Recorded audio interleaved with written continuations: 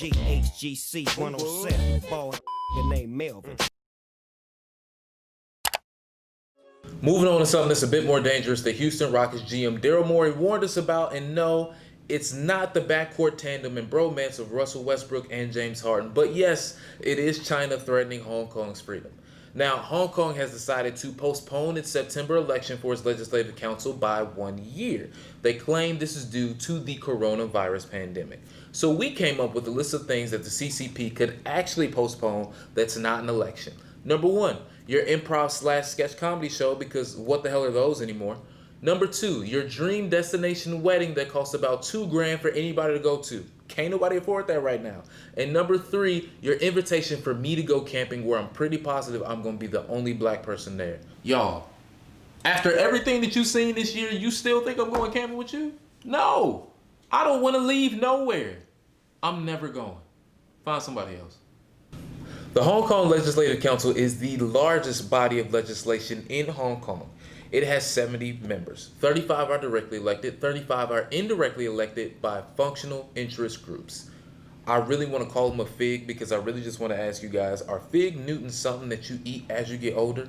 Is that like the official you getting old like snack? Like, I really would love to know, because a couple of years ago I would have never wanted one, and now I really am craving them. Honestly, I really don't understand how they do it. They should do something a little bit simpler. How about each state, right, indirectly votes for the president by directly voting for a number of arbitrary electors within that region that makes the entire popular vote useless? That is freedom.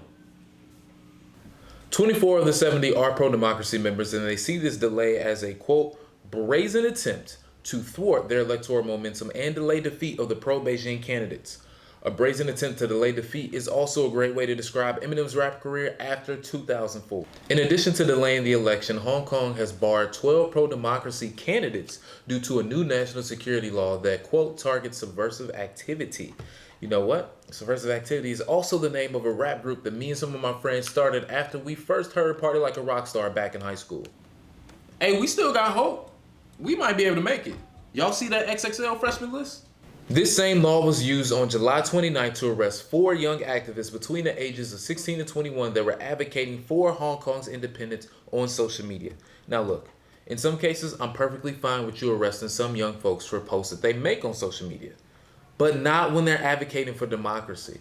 One of the 12 that were disqualified, Joshua Wong, even tweeted that, quote, clearly it is the largest election fraud in Hong Kong's history, or as we call attempted election fraud over here in the States, 2016. Yeah, live with that. Live with that. Because we all got to. The pro-democracy group was right to be excited about this upcoming election after they won 86% of the contested seats in the local district council election last November. They agreed upon it so much that is higher than the number of Americans that agree that neo-Nazis are unacceptable. Freedom! Again, we really living in this. Come on, y'all. We better than this. Now they deal with the possibility of having less than a third of the council under their control due to the disqualifications, effectively losing any veto power that they had whatsoever. They're about as powerless as a backseat driver.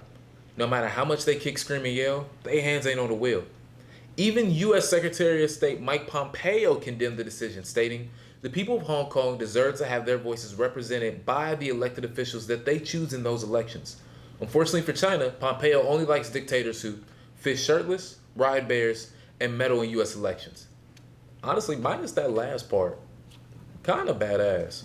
Hong Kong has been a leader in controlling the coronavirus outbreak, and many people are wondering why.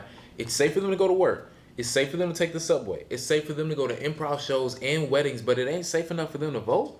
Clearly, the Hong Kong government is using COVID-19 as a way to continue to crack down on the city using its new national security law, arresting young activists, disqualifying opponents, and delaying elections are all a part of the authoritarian playbook that quickly show how people's freedoms disappear once that first domino falls. But hey, at least we still got the NBA. For now.